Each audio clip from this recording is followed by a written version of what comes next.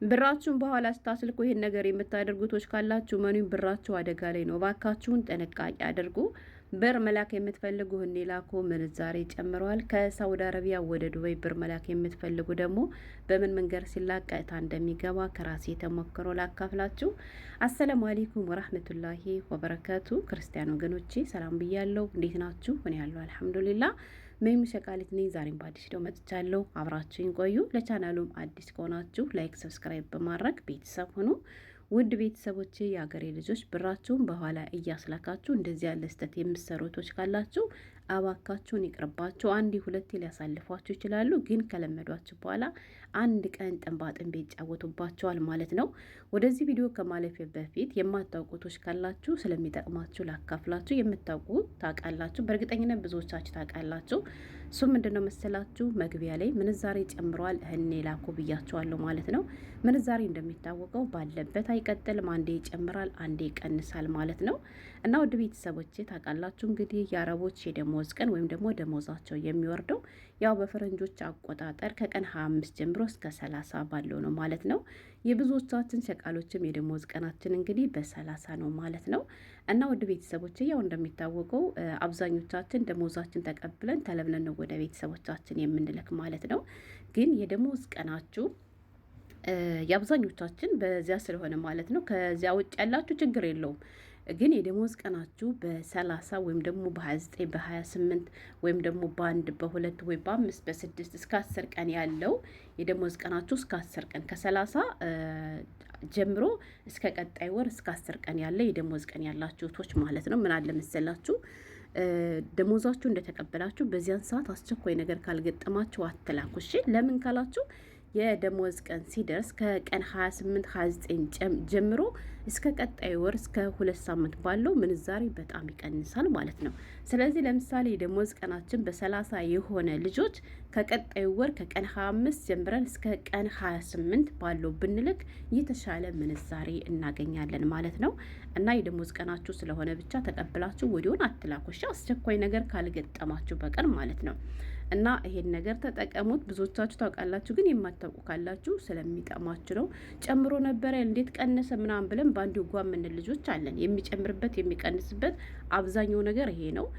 አሁን ላይ ደግሞ ምን አለ መሰላችሁ ብር ስንልክ ልክ እንደ ድሮ በፈለግነው ሰዓት ብር እየደረሰልን አይደለም። ሀታ ዱበይ ያለ ልጆች ሰውዴን ተውትና ማለት ነው ሐዋላ ለሚልክልን ልጅ ብሩን ከሰጠን በኋላ ላክልን እንጂ ስንለው ብር የለም፣ ብር ተይዞብኛል፣ ብር እየጠበቅኩ ነው፣ አካውንት የተይዞብኝ ነው ኢትዮጵያ ምናምን እያሉ ብዙ ሰበቦችን ያበዛሉ ማለት ነው። እና ከዚህ ላይም ጥንቃቄ አድርጉ።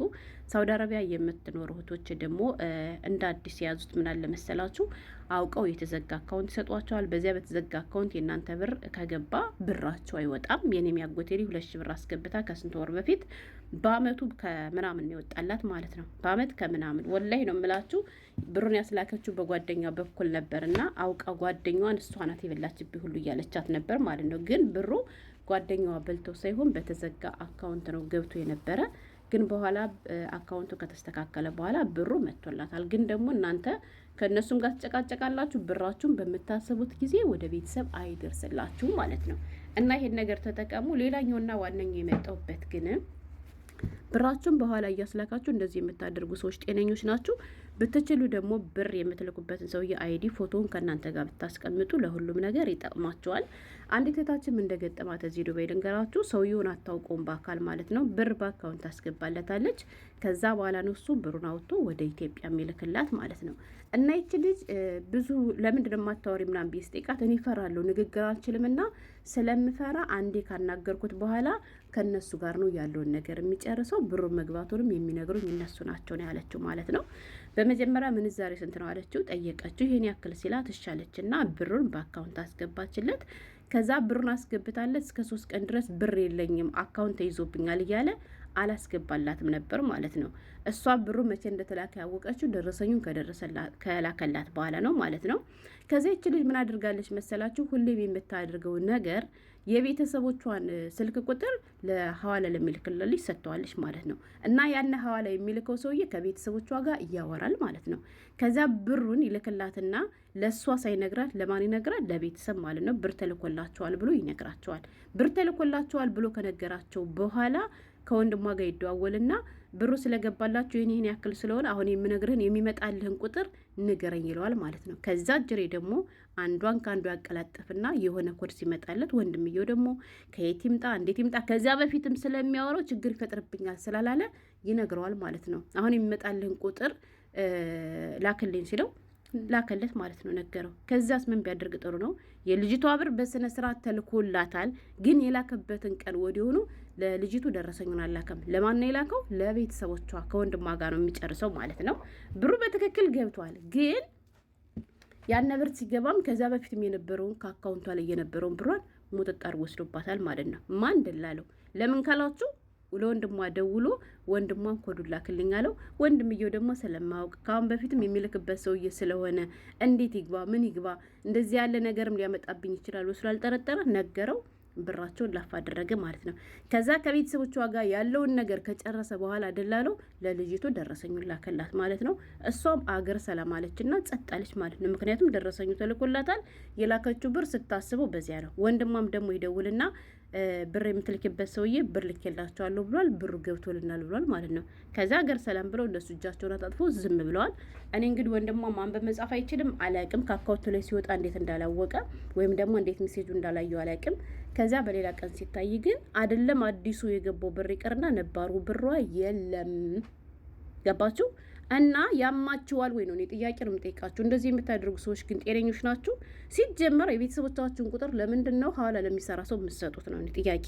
እንደዚህ የምታደርጉ ሳላችሁ አይደረግም፣ ነውር ነው። ምክንያቱም እኔ ለራሴ ቤተሰቦችን በወስድ ምንም የሚያውቁት ነገር የለም። እንዴት ላክ ከየት ላክ ምን ይምጣ ምን ይውቃ የሚያውቁት ነገር የለም። በጣም ምስኪን ቤተሰብ ነው ያለኝ ማለት ነው። እኔ የራሴ ነው እየነገርኳቸው ያለሁት። ስለዚህ አብዛኞቻችን የገጠር ልጆች ቤተሰቦቻችን እንደዚህ ናቸው። ሰው ይጎዳናልን ብለው አስቡም።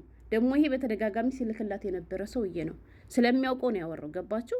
እና እንደዚህ አታድርጉ። ብራችሁን ጉድ እንዳትሆኑ ነው። አይደረግም። ራሳችሁ ጨርሱ እሺ። ራሳችሁ ጨርሱ። ራሳችሁ ብር ላከላችሁ ሰውዬ ደረሰኙንም ወደ እናንተ እንዲልክላችሁ አድርጉ።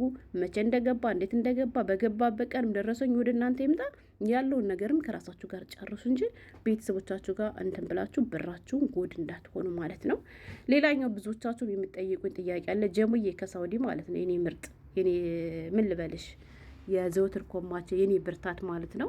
ስለ ሳውዲ አረቢያ ብር የምትጠይቋላችሁ ወደ ዱባይ ስለመላኩ ማለት ነው። በእኔ በኩል ብር የሚልኩ ልጆች እንዳሉ ነግራቸዋለሁ። የአንዷ ልጅ ወላሂ ነው የምላችሁ ከ3 ሳምንት በላይ ሆነው እስካሁን ድረስ የተላከው ብር አልገባላትም ማለት ነው። እና ያው ታውቃላችሁ ሳውዲ አረቢያ ብሎክ አድርጋለች፣ ብር መግባት አይቻልም ተብሎ የወጣ መረጃ ነበረ። ግን ያም ሆኖ በተለያየ መንገድ ወይም ደግሞ እንደየባንኩ ሁኔታ ይለያያል እንጂ አልፎ አልፎ ይመጣል። ግን በምን መንገድ ሲላክ አንዱ ያጎቴ ልጅ ከትናንትና ወዲያ ላከች።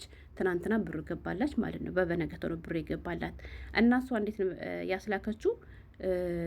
ባንክ ቤት ሄደችና ባንክ ቤት ከሄደች በኋላ ከሰውየዋ ጋር እየተነጋገረች ነበርና ብዙም ቋንቋ ስለማትችል ምን እያለኝ እንደሆነ እኔ ያልገባኝም አናግረው አለችኝ። ይሻልኩና ሰውየውን አወራሁት ማለት ነው። ያለነው ባንክ ቤት ነው።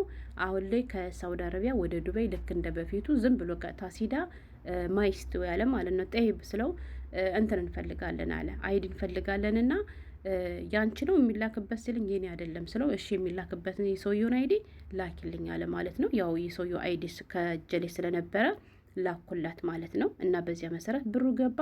ወዲያውን በበነገተው ከኛ ጋር ደረሰ። የሚገርማችሁ ነገር ምንድነው ብዙ አይቆርጥም። እሺ በአይዲ ሲላክ ብዙ አይቆርጥም። ወላሂ ነው የምላችሁ። በሌላ እኮ ስትልኩ አይታችሁት ከሆነ 2000 ብር ልከው 300 200 ምናምን ይቆርጥባታል። የዚች ግን 100 ድርሃም ብቻ ነው የቆረጠባት ማለት ነው። 100 የሳውዲ አረቢያ ሪያል ገባቸዋ።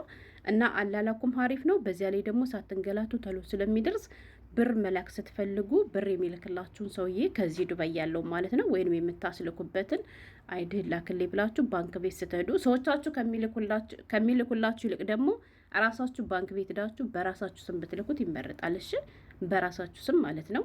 እና እንደዚህ አድርጋችሁ የምትልኩ ከሆነ ይደርሳል።